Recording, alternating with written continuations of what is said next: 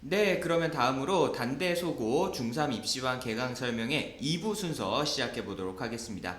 저희가 앞서서 이제 중3 어머님들의 그런 진학 고민을 해결해 드릴 수 있는 그런 중요한 포인트를 하나 짚어 드렸는데요. 자, 그러면은 이러한 포인트를 설명드리면서 제가 앞으로 단대소고가 굉장히 유망하다라는 말씀을 마지막에 드렸습니다. 자, 그러면 단대소고에 대해서 저희가 소개 드리기에 앞서서 먼저 이 단대소고 올해 입시 결과 굉장히 잘 나왔는데요. 이렇게 입시 결과가 잘 나온 배경에는 결국에는 이 단대소고가 특성화고 있기 때문에 활용할 수 있는 특성화고 특별 전형이라는 전형이 있습니다. 자, 그래서 이 특성화고 특별 전형을 알아야지 입시 성공이 보인다라고 말씀드려도 과언이 아닐 것 같은데요. 자, 그러면은 저희 2부 순서에서는 이 특성화고 특별 전형을 저희가 낱낱이 한번 분석을 해보도록 하겠습니다. 자, 먼저 특성하고 특별 전형 말씀드리기에 앞서서 특성하고 특별 전형이 얼마나 파워풀하느냐, 단대소고가 얼마나 이번에 입시 결과를 잘 냈느냐라는 부분을 한번 살펴볼 텐데요. 자, 앞에서 보시는 것처럼 이번에 이제 단대소고에서 입시 결과가 나왔습니다. 정말 놀라울 만큼 굉장히 좋은 입시 결과가 나왔는데요. 이로써 저희가 입시 성공을 위한 또 하나의 길로서 이 단대소고를 적극적으로 추천을 드릴 수 있게 됐을 것 같습니다. 자, 그래서 올해 첫 졸업생 배출을 하였고요. 그 첫 졸업생들에 대한 입시 결과가 굉장히 잘 나와서 사실 저희가 1기 학생들부터 이 헬로알고에서 적극적으로 이제 단대소고를 추천을 드리면서 많은 학생들이 저희 헬로알고를 통해서 죄송합니다. 단대소고에 들어갔는데요. 네, 어떤 좋은 결과가 나왔는지 한번 살펴보도록 하겠습니다. 네, 앞에 보이시는 학교들은요, 단대소고 1기 학생들이 합격한 대학교들의 주요 대학들의 그런 로고를 제가 가져와 봤습니다. 딱 보시더라도 모두가 들어가고 싶은 그런 학교들이다. 서울대, 카이스트, 연대, 고대, 유니스트, 서강대, 성대, 한양대, 중앙대, 경희대까지 뿐만 아니라 이것보다 더 좋은 학교들도 또 많이들 들어갔습니다. 근데 저희가 이제 좀 좋은 학교들 위주로 저희가 한번 보여드렸고요.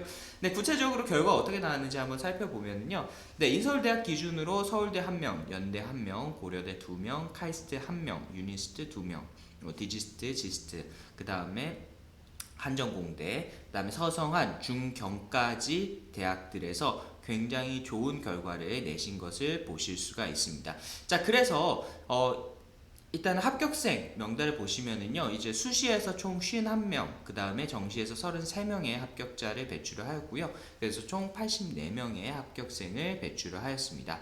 자, 그래서 입시 결과 정리를 해보자면은요, 상위 11개 대학에서 28명의 학생들을 합격했고요. 과기대 포함해서요. 자, 그 다음에 인서울대학의 최종 합격자가 50%가 넘습니다. 그러니까 단대소고 같은 경우에는 1년에 이제 100명 정도 선발을 하게 되는데, 이제 인서울 최종 합격한 학생들이 50% 이상이 된다라는 거죠. 자, 근데 여기서 중요한 포인트는요, 아까 제가 인서울 들어가기 위해서 일반고 같은 경우에는 몇 프로 정도 돼야 된다라고 말씀드렸죠. 3등급, 즉 23%, 뭐 넉넉 잡아서 한 30%까지라고 하더라도요, 보통의 그런 일반고보다 훨씬 더 좋은 입시 결과를 만들어냈다라는 것을 확인을 하실 수가 있을 것 같습니다. 그래서 총 82명의 인서울 합격생들 중에서 100명의 학생들이 이제 최종에 합격할 수가 있었죠.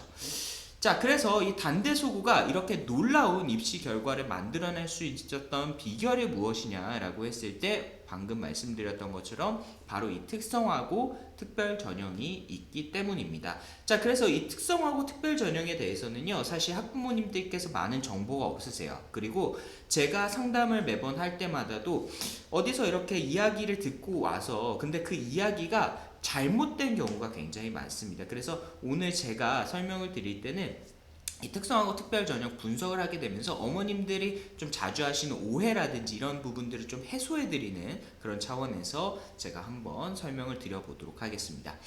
자, 특성화고 특별 전형에 대한 어머님들의 오해, 크게 제가 세 가지로 한번 정리를 해봤습니다. 첫 번째, 특성화고 특별전형은 없어지거나 줄어드는 것이 아닌가요? 라고 생각하시는 분들 계시고요. 특성화고 특별전형은 수시만 가능한 것이 아닌가요? 라는 분들, 그리고 상위권 대학들 같은 경우엔 특성화고 특별전형 선발 안 하는 것 아닌가요? 이렇게 오해를 하시는 분들이 많이 계십니다. 자, 그러면 이 오해를 제가 하나하나씩 살펴보도록 하겠습니다.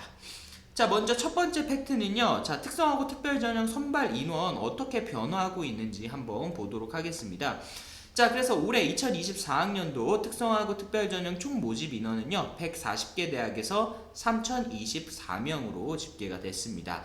자, 그래서 이 학교들 이런 그 선발 모집 인원을 보시면은요. 상위 10개 대학, 서울대 같은 경우에는 특성화고 특별전형 뽑지 않습니다. 농대만 뽑고요. 서울대 제외하고 상위 10개 대학에서 481명, 그리고 상위 20개 대학에서 1195명의 학생들을 선발을 하고 있습니다. 자, 그래서 특성화고 선발 인원 변화를 보시면은요, 작년에 3056명에서 올해 3024명으로 이제 선발 인원이 다소 감소한 것을 확인하실 수 있는데요. 근데 사실 이 정도의 감소분 같은 경우에는 요즘 아시겠지만 학령 인구도 줄어들고 있고, 또 이제 대학들 같은 경우에도 이제 사라지는 대학들이 굉장히 많잖아요.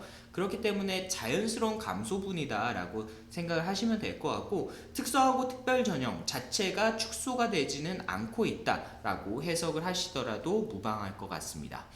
자, 그래서 올해 수시하고 정시 비중을 보시면은요, 이제 상위 10개 대학 기준으로는 수시가 262명, 약 54.5%, 정시가 219명, 44.5% 차지를 하고 있고요. 이제 상위 20개 대학으로 넘어갔을 경우에는 수시가 72%, 정시가 28%를 차지를 하는 것을 보실 수가 있습니다. 자, 여기서 이제 중요한 포인트를 한 가지 확인을 하실 수가 있는데요. 상위권 대학들 같은 경우에는 방금 표에서도 보셨던 것처럼 다시 보여드릴까요? 방금 표에서 보셨던 것처럼 정시 비중이 높다, 수시 비중이 높다. 수시 비중이 높긴 하지만은 상위 20개 대학에 비교했을 때는 정시 비중이 훨씬 더 높다라는 거죠. 자, 그래서 두 번째 팩트. 자, 상위권 대학들 같은 경우에는 수시보다 정시로 특성화고 특별 전형을 많이 선발을 하는 것을 아실 수가 있습니다. 자, 그래서 실제로 제가 아까 표에서 상위 10개 대학들만 다시 한번 추려서 보여드리면은요, 상위 10개 대학들 같은 경우에는 이제 고려대, 서강대, 한양대, 중대, 경희대 이런 대학들에서 특성화고 특별전형 정시로 운영을 하고 있다라는 것을 확인을 하실 수가 있습니다. 자, 그래서 여기서 중요한 포인트를 한번 잡아보자면요, 첫 번째 포인트. 자, 상위권 대학들도 특성화고 특별전형을 동일하게 운영을 하고 있고요. 두 번째 포인트, 상위권 대학들 같은 경우에는 수시보다 정시로 선발하는 비중이 점점 높아지고 있다는 것을 확인을 하실 수가 있습니다. 자, 그 다음에 세 번째 팩트는요, 특성화고 특별전형이 고른기회 전형으로 통합되는 추세다라고 말씀드릴 수 있을 것 같은데요. 자, 여기서 고른기회 전형에 대해서 간략하게 말씀드리면은 아시는 분들은 아시겠지만은 이 고른기회 같은 경우에는 사회자 배려 전형이라고도 표현을 합니다. 자, 그래서 이 전형에 지원할 수 있는 학생들 같은 경우에는 차상위 계층 학생들, 그 다음에 농어촌 학생들, 그 다음에 도서지역 학생들, 그리고 이 특성화고 특별전형 특성화고 졸업자들이 이 전형 안에 포함이 된다라고 보시면 될 것 같습니다. 자, 그래서 이 고른기회 전형 같은 경우에는요, 사실 사회자 배려 전형이기 때문에 정원 외로 선발을 하게 됩니다. 그래서 아까도 말씀드렸던 것처럼 이 고른기회 전형 또는 특성화고 특별전형 같은 경우에는 정원 외로 뽑기 때문에 사실 학교 입장에서 굳이 정원을 줄일 필요가 없다라는 거죠. 네. 그래서 특성화고 특별전형, 고른기회 전형 이제 인원의 변동 없다라고 보시면 될 것 같고요. 근데 이 특성화고 특별전형과 고른기회 전형이 앞에서도 보여드렸던 것처럼 학교별로 이제 고른기회 전형을 운영하는 학교들도 있고 특성화고 특별전형을 운영하는 학교들도 있습니다. 자, 근데 제가 아까 말씀드렸었죠. 이 특성화고 특별전형이 어떻게 되고 있다? 고른기회 전형으로 통합이 되고 있는 추세다라고 보시면 될 것 같습니다. 자, 그러면은 이 고른기회 전형으로 통합이 되고 있는 추세인데 특성화고 학생들한테 유리한가 불리한가 한번 따져볼 필요가 있겠죠. 한번 보도록 하겠습니다. 자, 먼저 이제 디미고 사례를 한번 살펴볼 텐데요. 사실 디미고 같은 경우에는 워낙 명문 학교고 또 오랫동안 좋은 입시 결과를 누적을 해왔기 때문에 사실 단대소고 제가 데이터를 비교를 좀 해보려고 그랬는데 단대소고는 이번에 이제 1기 결과가 나왔잖아요. 그래서 데이터는 제가 디미고를 거를 한번 참고를 해봤습니다. 자, 먼저 이제 작년 거를 기준으로 한번 보시면은요. 작년에 이제 디미고에서 18명, 그리고 고려대학교에서 연세대학교 18명, 고려대학교 10명을 들어갔는데요. 오른쪽에 표를 보시면은요. 연세대학교 같은 경우에는 고른기회 정시를 운영을 하고요. 고려대학교 같은 경우에는 고른기회 특성화고 특별 전형을 운영을 하고 있습니다. 자, 근데 디미고에서 연세대학교 18명, 고려대학교 10명 보냈는데, 자, 그러면은 비율로 따졌을 때 어디가 더 높은 거죠? 네, 고른기회 전형 연세대학교에서 18명 들어간 게 특성화고 특별 전형 고려대학교 10명 들어간 것보다 비중이 더 높죠. 즉 고른기회 전형에서 더 좋은 성과를 냈다라고 말씀드릴 수 있을 것 같습니다. 자, 그래서 이 고른기회 전형으로 통합이 되면은 저는 사실은 특성화고 학생들한테 더 유리하다라고 판단을 하고 있는데요. 그 이유는 크게 두 가지입니다. 첫 번째는 특성화고 특별전형 학생들이 지원할 수 있는 정원이 확대가 된다. 왜? 특성화고 특별전형보다는 고른기회 전형 기본적으로 뽑는 인원이 더 많거든요. 왜냐하면 그 안에는 특성화고 학생도 들어가야 되죠. 농어촌, 도서, 차상위 계층도 들어가야 되기 때문이죠. 근데 이렇게 정원은 많은데 내가 지원할 수 있는 그런 학교라든지 아니면은 정원이 늘어날 수 있다라는 것은 훨씬 더 잘 됐다라고 보시면 좋을 것 같습니다. 자, 그 다음에 두 번째는요, 이제 농어촌, 차상위 계층 학생들보다 특성화고 학생들의 학업 역량과 전공적 학성 준비가 더 우수하다라는 겁니다. 자, 이 부분 같은 경우에는 정확한 통계 자료는 없지만은요, 기본적으로 여기서 제가 말씀드리는 특성화고 학생들이라는 거는 그냥 일반적인 특성화고가 아니라 방금 말씀드렸던 디미고라든지 아니면 오늘 소개드릴 단대 소고를 기준으로 말씀을 드리는 겁니다.